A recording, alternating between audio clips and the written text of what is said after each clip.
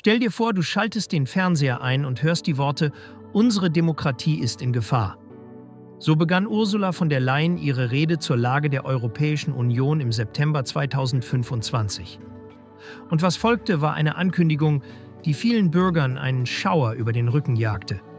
Die EU-Kommissionspräsidentin forderte nichts weniger als den Aufbau eines European Democracy Shield, eines europäischen Demokratieschutzschildes, dazu die Gründung eines European Center for Democratic Resilience und obendrauf ein Media Resilience Program.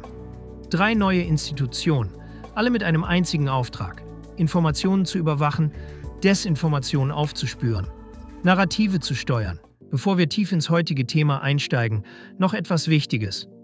Wenn du dir Sorgen machst über den EU-Überwachungsstaat, über digitale IDs, Wehrpflicht, Vermögensabgaben oder künftige Kriege, dann solltest du dich jetzt wappnen.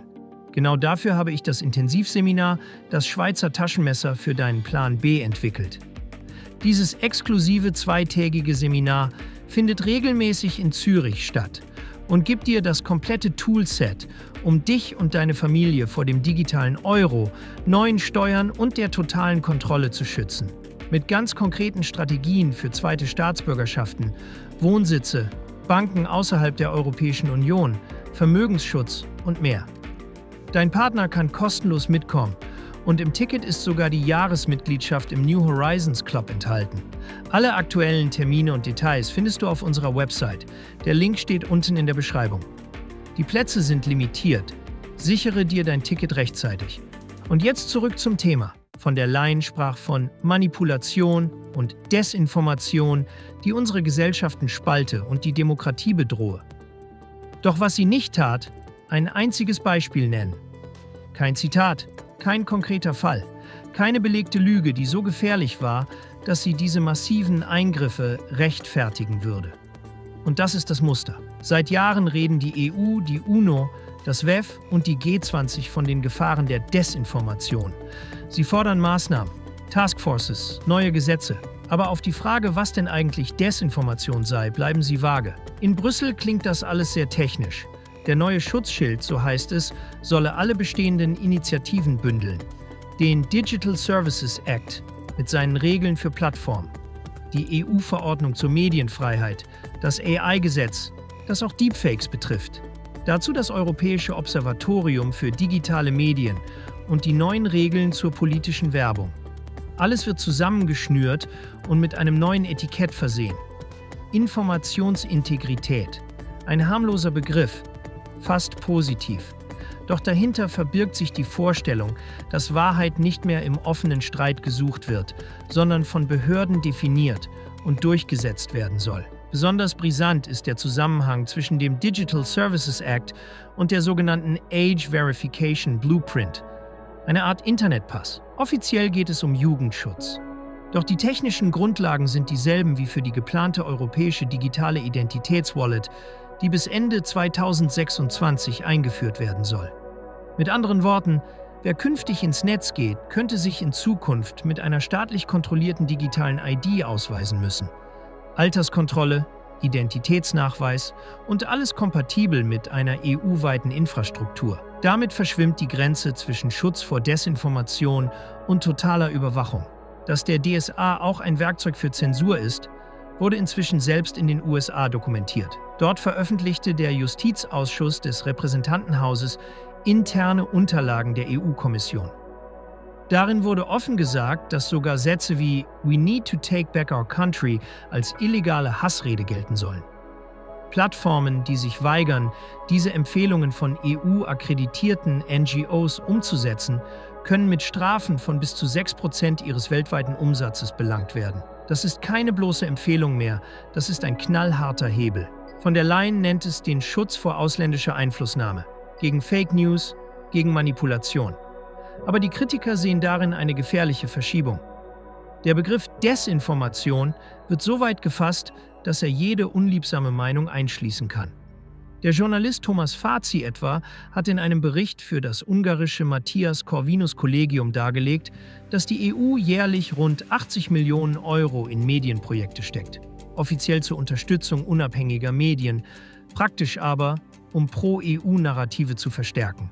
Er schreibt, wenn dieselben Institutionen, die Anti-Desinformationsinitiativen finanzieren, gleichzeitig ihre eigenen Botschaften in die Medien pumpen, entsteht ein klarer Interessenkonflikt. Mit anderen Worten, wer bezahlt, bestimmt den Ton und die Grenze zwischen unabhängiger Berichterstattung und bezahlter Propaganda verschwimmt. Von der Leyen selbst kündigte zudem ein Media Resilience Program an, das unabhängigen Journalismus fördern solle. Doch auch hier ist die Frage, was heißt unabhängig? Kritiker wie Fazit sagen, in Wahrheit werden EU-nahe Medienplattformen gestärkt, während abweichende Stimmen marginalisiert werden. Das Etikett Desinformation dient dabei als Waffe. Wer die Linie der Kommission kritisiert, kann schnell zum Ziel von Fact-Checkern und Zensurmaßnahmen werden. Und wenn diese Fact-Checker obendrein von denselben Institutionen finanziert werden, die ihre Politik legitimieren wollen, ist die Neutralität nur noch eine Illusion. Das alles ist kein rein europäisches Projekt. Die Vereinten Nationen haben 2024 ihre Global Principles for Information Integrity vorgestellt. Darin heißt es, man müsse Desinformation und Hassrede konsequent bekämpfen, wieder ohne Beispiele, wieder mit schwammigen Formulierungen. Diese Prinzipien bauen auf der Agenda 2030 auf, den Nachhaltigkeitszielen der UN. Mit anderen Worten, wer Kritik an globalen Projekten äußert, läuft Gefahr, als Desinformant gebrandmarkt zu werden.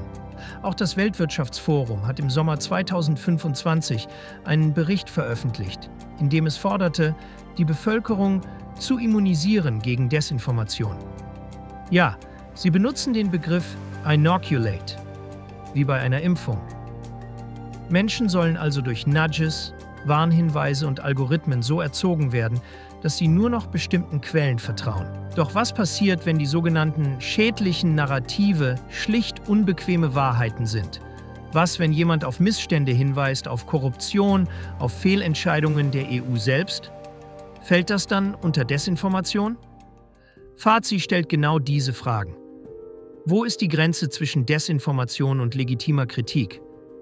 Und wie kann ein Fact-Checking-System neutral sein, wenn es vom politischen Apparat selbst bezahlt wird? Die ganze Rhetorik der Information Integrity klingt, als ginge es um den Schutz der Demokratie. Doch in Wahrheit könnte es das Gegenteil bewirken. Demokratie lebt vom offenen Streit, von der Pluralität, von harten, manchmal auch falschen Argumenten, die dann widerlegt werden. Wenn aber ein Apparat entscheidet, welche Meinung überhaupt noch ausgesprochen werden darf, dann nähern wir uns dem, was man früher Zensur nannte. Von der Leyen sagt, der erste Schritt in einem Autokratenhandbuch ist es, unabhängige Medien zu kontrollieren. Aber viele fragen, ist es nicht genau das, was Brüssel gerade selbst versucht? Auf den Straßen wird darüber kaum diskutiert. Doch in Foren und Kommentarspalten häufen sich die Stimmen. Sie reden immer nur von Desinformation, nennen aber nie Beispiele, schreibt ein Nutzer auf Reddit. Ein anderer meint, wenn ein Satz wie „Wir wollen unser Land zurück" als Hassrede gilt, dann ist das Ende der Meinungsfreiheit nicht mehr weit. Es ist diese Kluft, die wächst, zwischen den Eliten, die glauben, Narrative steuern zu müssen, und den Bürgern, die das Gefühl haben, dass ihre Stimmen zunehmend unerwünscht sind. Das europäische Demokratieschild soll offiziell schützen, aber viele fürchten, es könnte das Schwert werden, mit dem die Vielfalt der Meinungen beschnitten wird. Es ist eine stille Revolution, nicht an den Wahlurnen, sondern in den Serverräumen von Brüssel. Eine, die entscheidet, was du noch sagen, schreiben oder posten darfst. Und eine, die unsere Demokratie nicht rettet, sondern zu ersticken droht. Bist du Unternehmer, Freiberufler oder Investor? Zieht es dich schon lange ins Ausland? Mach heute den ersten konkreten Schritt in eine Zukunft mit mehr Geld und mehr Freiheit. Buche ein Beratungsgespräch mit Sebastian und seinen Kollegen. Unsere Kanzlei unterstützt Mandanten wie dich dabei, deine Steuerlast legal zu reduzieren, Vermögen aufzubauen und zu schützen und deine persönliche Freiheit zu maximieren. Profitiere jetzt von unserem Fachwissen und unserem Netzwerk. Gehe zu mandatierung.com und werde Mandant unserer Kanzlei.